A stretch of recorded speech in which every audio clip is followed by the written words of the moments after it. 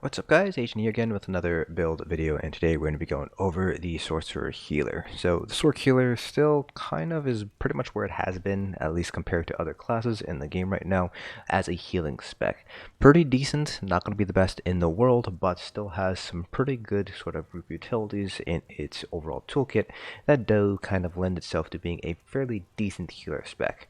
Primarily it's the fact that max work DPS has gone down a little bit. So max orc DPS are not quite as common, or at least not as common as they used to be. And so the conduit synergy from Liquid Lightning it kind of gets tossed under the Sword Healer if you still want to have a unique synergy that way. Plus they have a pretty good burst heal when it comes to Twilight Matriarch. Combine that with the fact that they do have some pretty good DPS potential, as well as a fairly decent sort of group AoE heal ultimate. Sword Healers actually are pretty decent. They're not going to be quite as good as Templars or Wardens, but they're still going to be for very powerful healers in endgame content.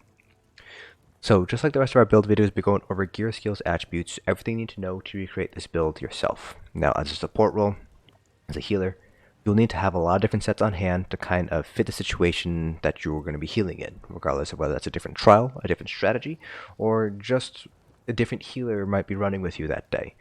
So I will be talking a lot about the different skills and a different set that you're going to need to have on hand to swap out depending on these changes in strategies, these changes in fights, things like that.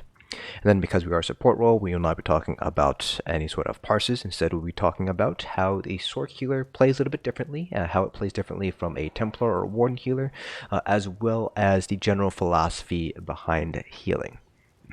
So without further ado, let's go ahead and get started here first with gear. So again, this is just one of many different gear combinations, so you do want to keep in mind that you should have other sets on hand to swap out in case these sets are being run by other healer or your raid lead calls for different sets to be used. Starting off with the Monster Helm set, we have Symphony of Blades, which is one of the strongest Monster Helm sets in the game when it comes to overall support. And that is mainly because that it provides 23-25 magicka stamina every second for 6 seconds, every 18 seconds. So this is actually a lot of resources returned over a relatively short period of time, and so this really helps out your DPS sustain, which in turn improves the overall DPS. So very powerful set here that you should definitely try to pick up as a healer.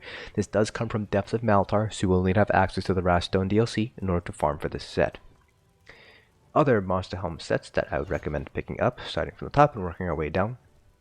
First one's going to be Rkugamz. So whenever you heal somebody, you have a chance to summon a spider that heals for 1133 health and restores 500 stamina to you and everybody within 5 meters every second for 8 seconds, once every 15 seconds. So this does not heal quite as much as some other Monster Helm sets, particularly Bogdan, but in return for that trade-off, you get some additional stamina. So really powerful sustain tool, kind of fitting into the same mold as Symphony of Blades, just stamina-oriented rather than stamina or magicka. And so in a very stamina-heavy group, Sentinel and Rkugamz can return quite a bit of stamina back to help with their overall sustain. So definitely a set to pick up if you're running in a group that has a lot of stamina DPS. Next, we have Bogdan, which is still one of the strongest Monster Helm sets when it comes to raw healing done. So when you heal a friendly target, you have a 10% chance to summon a totem for 6 seconds that heals you and your allies within 5 meters for 2862 health every second, once every 10 seconds. So it does not have a 100% uptime anymore. There is a little of a cooldown, so the most you'll be able to get is 60% uptime, but it's still a very powerful Monster Helm set when it comes to the amount of raw healing that it provides. The only one that does better would be Earthcore for single target healing, but because Bogdan can heal everybody within that 5 meters, it usually ends up, in terms of just raw healing done, does outperform Earthcore there.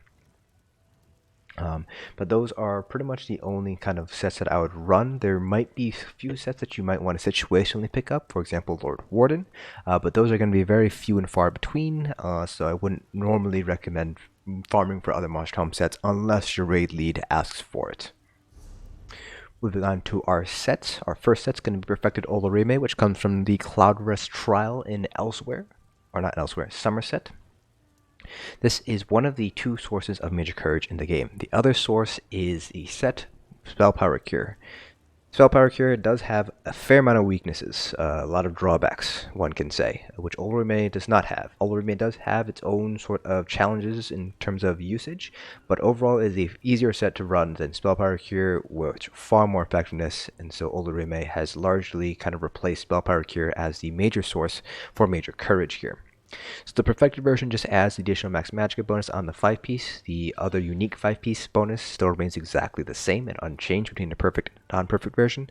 So you don't need to pick up the perfect version if you're not able to get it just yet, because the perfect version does require you to complete Veteran Cloud Rest +1 and above for armor and jewelry. And so just run non-perfect if you're not able to clear Veteran Cloud Rest just yet. Overall, really great bonuses, magicka recovery, and as well as the minor Aegis increases your survivability, so definitely a set to pick up. At least one healer should be running Olorime here. Our second set is going to be Martial Knowledge, which is a new set updated for Scalebreaker here. So while your stamina is below 50%, your light attacks cause the enemy to take 8% additional damage for 5 seconds.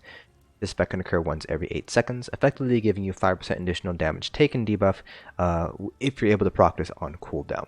Now, the proc condition is a little bit strange in the fact that you have to keep your stamina below 50%. But as a healer, it's going to be a little bit easier for you to maintain this compared to a tank, just because stamina is very useful for a tank because it's how you block. It does kind of introduce a little bit of a challenge in order to maintain stamina below 50% while still maintaining enough stamina to use a break free or a dodge roll where it's needed. But once you master that, Martial Knowledge does stack with minor vulnerability, so it does improve DPS by a decent margin, usually around 4% or so, once you take into consideration other sort of damage taken debuffs here. Then obviously we're drawing Resto Staff and Lightning Staff here. So before we talk about other sets, let's just quickly talk about traits and enchants. So in terms of armor traits, you really have two options here. So you can go with Infused on your large pieces and Divines on your small pieces, or just go flat Divines across the board. It kind of depends on what you're really looking for here. I personally like Infused on my large pieces, but you can also go Divines on your large pieces as well. Prismatic enchants on your large pieces, regardless of whether you're going Infused or Divines, that's just to get you the max health and the max stamina. The health is there to kind of offset, because we are using Clockwork Citrus Fillet or Witchmother's Potent Brew. It is to offset that loss in health compared to running something like Blue Food or Orzgar's Red Frothgar. Max stamina also does help a little bit with trying to maintain our good stamina pools here. Small pieces are always going to be Divines, all with max magicka enchants here to help improve our overall resource pool. For jewelry traits, pretty much Arcane or Infused are the two most common traits here. Arcane for obviously the max magicka, Infused for stronger enchants. Now, for enchants, because of the changes to springs and orbs, you can only have one spring and one orb out at a time. Sustain has gone up by quite a bit for healers, so you don't need to use any sort of regen glyphs anymore. It's pretty much all raw spell damage glyphs now across the board for all 3 pieces of jewelry here. If you do need a sustain, then by all means replace one of them with a magicka regen glyph, but generally speaking you shouldn't need to run regen glyphs on your jewelry any longer. For our front bar, Restoration Staff bar, you have a few options when it comes to traits. You can go Powered for increased healing done. Nirnhone kind of does the same thing by increasing your spell damage, but it also has a side effect of giving you a little bit more DPS as well. You can also go with Infused for stronger enchant bonuses. You can go with Defensive if you need additional resistances. So a few options when it comes to traits. Powered, Infused. Charge is also a good option if you're running shock damage enchants on your back bar. But Powered, Infused, or Charge are the 3 most common traits here. Enchants, you have options as well. For example, I have a weapon damage enchant here to help my spell damage, which gives me stronger heals. You can also go with Weakening to reduce the damage incoming to the group. You can go with Shock, Absorb, and Magicka if you need to sustain. So a few options here when it comes to enchants.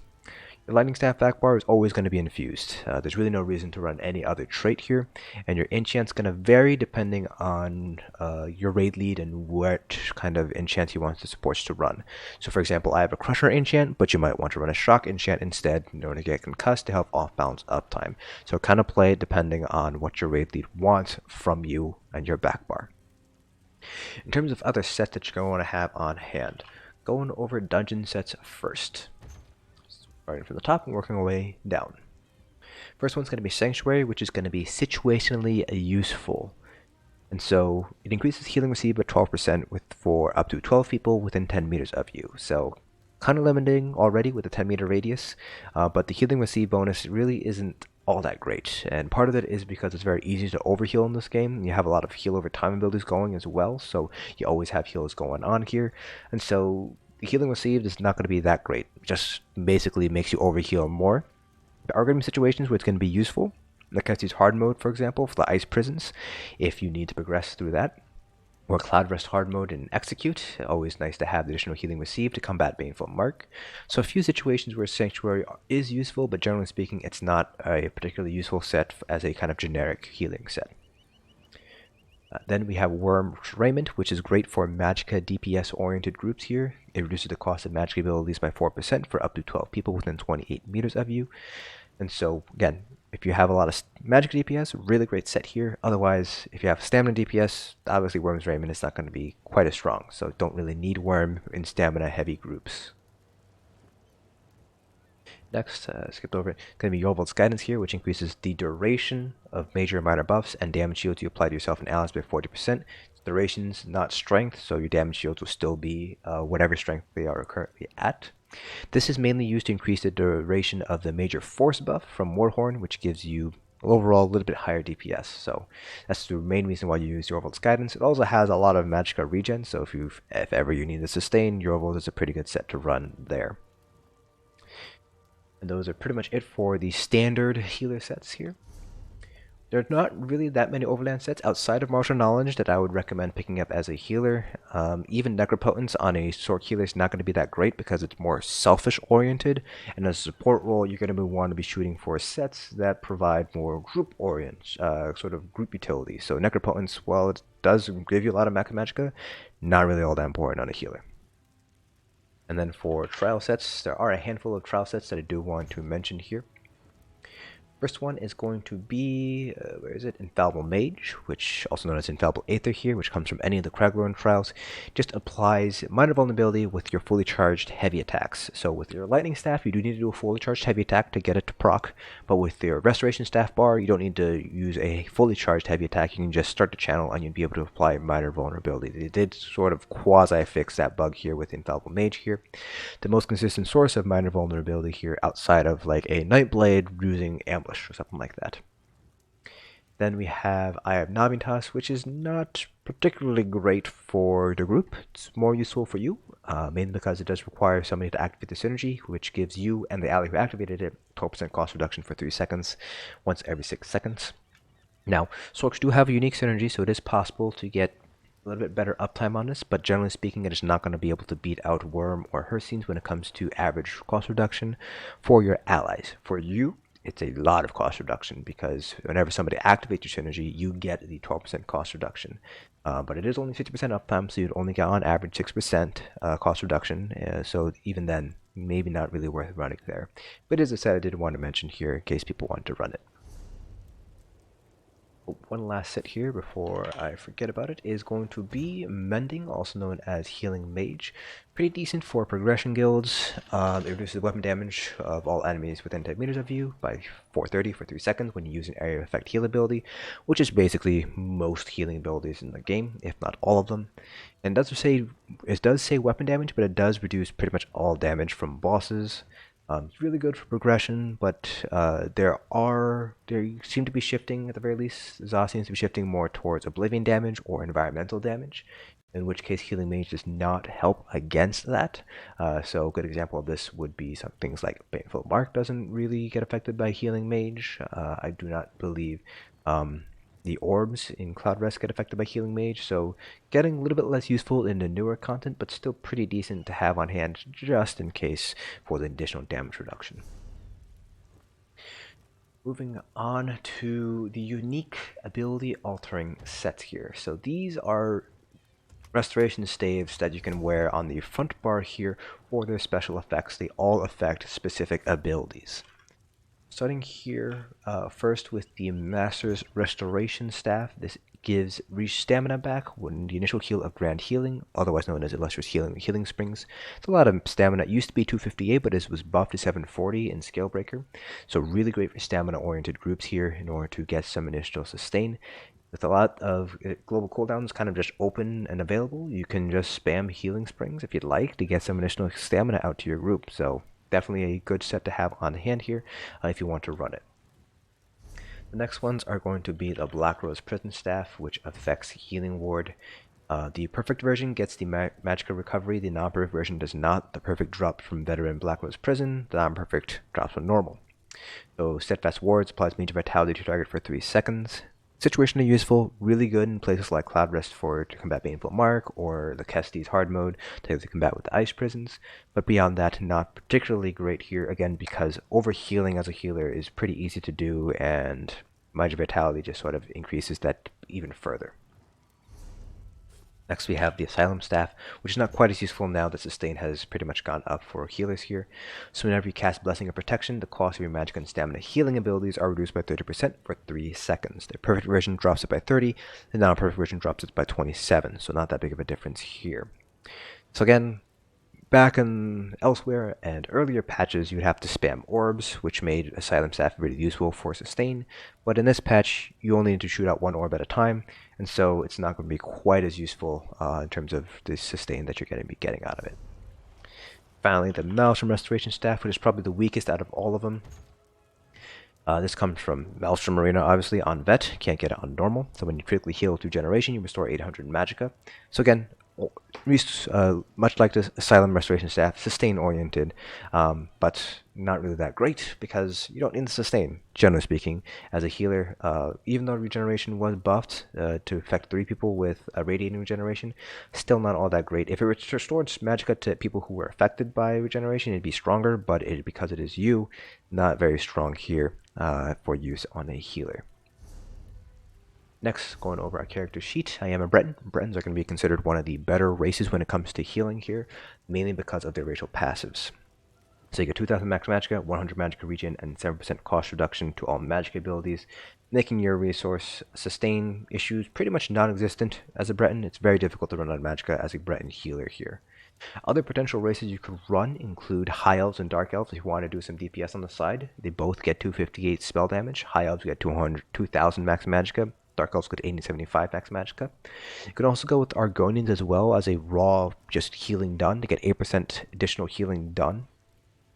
Plus they get max health and max magicka, 1000 of each. And they also get 4000 magicka health and stamina back whenever they drink a potion.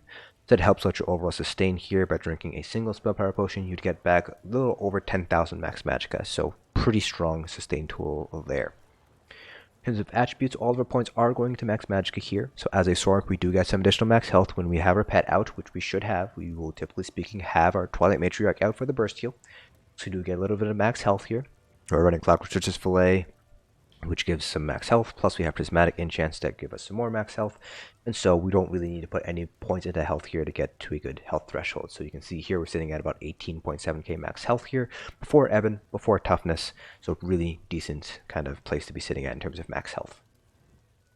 For Mundus, we're going with the Atronach here for the additional magicka regen. You don't need to run the Atronach. This might be a little bit overkill here. You could run the Ritual instead for raw healing done. You could also run the Apprentice for additional spell damage for stronger heals and DPS. So it's kind of up to you which Mundus you want to run, depending on where your build feels a little bit deficient. Next, we have Clockwork Stitches Fillet as our food here. Max health, max magicka, magicka regen, and health regen. Probably going to be the best option for food here. If you don't want to run Clockwork Stitches Fillet, you could just run Witchmother's Potent Brew instead. Basically a little bit weaker version of Clockwork. You could also run Orzgard's Red Frothgar if you don't mind giving up the max magicka. Orzgard's Red Frothgar does give you a lot more max health, 5000 max health, and a lot more magicka regen, 459 magicka regen. But you do give up that max magicka bonus there. You could also run something like just blue food, which gives you just max health, max magicka, with no magicka regen. But again, sustain is pretty easy as a healer now, so you might not need the regen from something like Clockwork Stitches Fillet as a healer. We are a stage 2 vampire here for the additional magicka regen, but again, not really all that necessary. You do end up taking more fire damage, and your health regen goes down as a vampire, so do keep that in mind. You don't necessarily need to be a vampire here. If you want to be a vampire, by all means, certainly do so. Just recognize the drawbacks, because you do need to be stage 2 for the regen, but you can always just feed to stage 1 if you're in a position where you need to reduce the damage from fire. Next, going over our skill bars. This is our front bar here, our Restoration Staff bar. We have Illustrious Healing. You can also go with the other more healing springs. Comet Prayer, Energy Orb, Twilight Matriarch, Daedric Tome, this is to help proc the exploitation passive for Minor Prophecy. If you don't have any magic DPS, then you obviously don't need to run Daedric Tome, in which case it becomes a flex spot. Absorption Field, that's kind of a flex ultimate. Pretty strong heal over time here, 3k every second for 12 seconds, as well as the stun, so really nice. For our back bar, this is the Destruction Staff bar, the Lightning Staff. We have Dark Conversion for sustain if you need it. Elemental Drain, Blockade of Storms, Twilight Matriarch again, Liquid Lightning for the Conduit Synergy, and then Aggressive Warhorn. You can swap out Dark Conversion if you need to, because again, sustain's pretty easy here as a healer. And also Elemental Drain, you can swap that out if your other healer's already running it. You might not need both healers running Ele Drain, so you could potentially swap this out for another ability here. Now in terms of abilities here to use to kind of maintain your overall healing strength, Daedric Tomb or Dark Conversion, one or the other, sometimes both. Daedric Tomb is a pretty decent DPS ability as well for the exploitation passive if you have magic DPS. If you don't have magic DPS, if you're running H7 DPS, you don't need exploitation because Minor Prophecy doesn't help them. So not really quite as useful there. But generally speaking, Daedric Tomb or Dark Conversion are going to be the ones that you're going to use to maintain the exploitation passive. Powered Ward is good for your shield, but it also provides Minor Intellect to everybody, so really great for not just you, but also tanks for the magicka regen, as well as obviously magic DPS as well. Oh, I don't have the right more of this. You would normally have Bound Aegis instead of Bound Armaments here for the additional max magicka, as well as the Minor Ward Minor Resolve for the additional survivability. Just if you just want more max magicka, just put on a Bound Aegis, you get a ton of max magicka that way. Boundless Storm will give you Major Ward, Major Resolve if you need survivability, plus you get some Major Exhibition for movement speed, plus you do some damage, so always a nice ability here. Then we have Power Surge. Whenever you critically heal somebody, you basically heal everybody around you for a certain amount of health, in this case just under 3k health, once every 3 seconds. The proc condition is kind of sucky. It's basically whenever you do a critical heal. The heal itself is not that strong. It's a 3k heal every 3 seconds, which ends up being around a 1k healing done per second. It does AoE, so it does have that going for it, and it does provide major sorcery as well for the spell damage, so you don't need to run Spell Power Potions necessarily if you're running Power Surge, but it's overall not a very powerful healing ability here. On the rest of staff line, Radiating Regeneration is the morph you want to use if you're going to go with either morph here of Regeneration, and then for Ward, if you're running Ward at all, run Healing Ward. It's a pretty powerful heal, especially if you're doing it on somebody with weak health here, like somebody who's been hit by Baneful Mark and Cloud Rest. Go for Healing Ward in order to get that additional heal done. Then Radiating Regeneration, just so that way you can hit more people. If you need a shield, you can also run any morph of Annulment. I personally prefer Empowered Ward because it's basically the same amount of same shield, just with some group utility associated with it. Then under the guild lines, make sure to have Ring of Preservation here for the Minor Protection. The heal itself is pretty weak, so you're not obviously going to be using it for the heals, mostly for the Minor Protection when you're in a stacked fight for execute, things like that. So, example, Halls Fabrication, Assembly General, the Cassius Hard Mode to deal with the beam. Those are situations where you would use Ring of Preservation. The Mend Wounds, either Morph, Mend Spirit, or Symbiosis, are actually pretty strong heals in terms of like channeling it. It's pretty much one of the strongest healing abilities in the game right now, but it is a toggleable, so you do kind of need to pay a little bit of attention to when and where you want to use it, but it's a very strong healing ability if you have access to the skill. All the abilities on the Undaunted line should be unlocked, so Overflowing Altar for the Lifesteal and the Blood Feast synergy, Shadow Soak for the damage synergy. Not as strong as it used to be, but still pretty much free damage. There are situations where you will need a taunt, so it's always nice to have that available for certain strategies and certain fights. Bone Surge for the synergy, as well as the major vitality you get from the synergy, so really useful in places like Cloud Rest for Execute to help combat Baneful Mark. And obviously Energy Orb for just raw healing done, as well as the Combustion synergy. Then on the Alliance War line, Efficient Purge. In those fights we need to purge things, and then Reviving Barrier is another ultimate you could run instead of Absorption Field here for a shield as well as a heal. Next, going over our CP points here. I believe I do need to change the blue CPs here for. But starting off with our green CPs, 100 into Arcanist, and from there you can shift green CPs really wherever you'd like. So for example, I have Sanctified Tenacity, but if you don't find yourself heavy attacking very often to sustain, just take the points out of tenacity, put them elsewhere. 31 Shadow Word, 33 Tumbling, 31 Warlord, but again, play around with it as you see fit. For your blue CPs, the only two nodes that matter, once I get all my CP points back, are going to be Blessed and Elfborn. 100, and then the other 70 points can be placed wherever you'd like. The remaining nodes are all DPS oriented, but I'd recommend going for something like, at the very least, 10 spell erosions, that way you get the penetration cap with all the debuffs active. Do something like 32 Elemental Expert, and then you can do like 28 Stomaturge, that way you hit all of your jump points, and you get some nice passives. Finally, our red CPs. This is a one-size-fits-most approach, so pretty decent mitigation across all pieces of content, but if you want to maximize mitigation, you will need to shift some points around. We have 81 Ironclad, 61 Thick-Skinned, 64 in both Hardy and Elemental Defender. That's pretty much does it for all the build information, so now let's go ahead and talk about the build itself, where it differs from Templars and the general philosophy behind healing. So one of the main things that Sword Healers kind of have that Templars don't have is more damage. It's a little bit easier to do damage as a Sword Healer than it is as a Templar Healer, mainly because your main ability, your unique synergy I should say, Liquid Lightning, has a synergy associated with it, as well as the damage. And Twilight Matriarch just does passive damage, so a little bit easier to do some higher DPS as a Sword Healer, though that doesn't necessarily mean that Sword Healers do higher DPS, it's just a little bit easier to get it going. Beyond that, the main strength of the Sword Healer is the fact that your Twilight Matriarch is a true 360-degree heal, so it heals everywhere. There are certain limitations, like it needs to have line of sight to what it wants to heal, but it is a 360 heal, which pretty much no other class really has. So really great burst heal here as well. Here you can see healing for 86, 87 before we have any sort of buffs or anything like that. So pretty decent burst heal, which is a 360 heal. But beyond that, Templars do have a arguably more useful synergy with Purify. They also have shards for more immediate resource return. So definitely some weaknesses here compared to Templars when it comes to Sword Healers.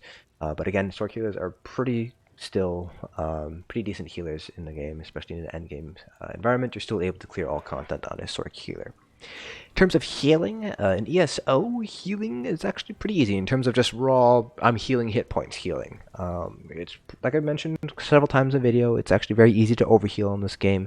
So if you need to heal Billy for 5k and your heals for 6k, you basically wasted that 1k heal. It's actually very easy to go over that amount, especially with the amount of heal over time abilities that you have here. And so a lot of what separates a good healer from a great healer is basically how well you're able to manage your buff and debuffs. So that are things like the Exploitation passive for Minor Prophecy, but also from other abilities like Combat Prayer for the Minor Berserk uptime, Orbs, if you're able to maintain orbs out for the Combustion synergy. It should be pretty easy to do that, especially now that you can only have one orb out at a time, so just use it every 10 seconds. And then beyond that, because of the fact that you can only put out one orb at a time and only one springs at a time, there's a lot of downtime healing now in Scalebreaker, and so a lot of healers have kind of shifted towards doing some more DPS in terms of those global cooldowns. So keep in mind that you might need to do a little bit of additional DPS, depending on obviously the comfortableness of the group and what your specific content that you're running and things like that. But make use of the additional global cooldowns to do a little bit more DPS, or maybe if you're running like the Massive Restoration Staff, use a little bit more Illustrious healing, even if it's still ticking, to get some more stamina back to the group here. That's really what separates good healers from great healers, just kind of paying attention to the situation, adapting to the fight, and just maintaining your overall sort of buffs and debuffs. So things like Blockade of Storms for the off-balance uptime, Minor Berserk from Combat Prayer, LE Drain, just trying to maintain that if you're using that. Get your synergies out, so Liquid Lightning out every, at the very least 20 seconds to get people those synergies, especially the tank for the Alkosh uptime. So that's really how you want to play the Sword Healer here. But beyond that, the only way to get good at healing is to actually heal things. And unfortunately, I'm not really a good person when it comes to just healing in general, just because I don't really main a healer. I do have a healer, but I don't really play her all too often. So instead, in the description below, you will find a couple of links to healer mains, so you can ask questions on their streams. Of course, you can always ask questions here on this channel, on this video, about the build, about healing in general. I will try to answer them to the best of my ability, but in my opinion, you're a little bit better off going over to these other streamers, these other content creators, for their advice on how they would heal things, particularly because at least some of them I know do or have sword healers. But that concludes this video. Hope you guys found this informative. Again, links in the description below to streams and YouTube channels for people who main heals. Feel free to ask questions on their channels, on their platforms, or here on this video. I will try to answer them to the best of my ability. Hope you guys found this video informative, and I'll see you guys in the next dungeon.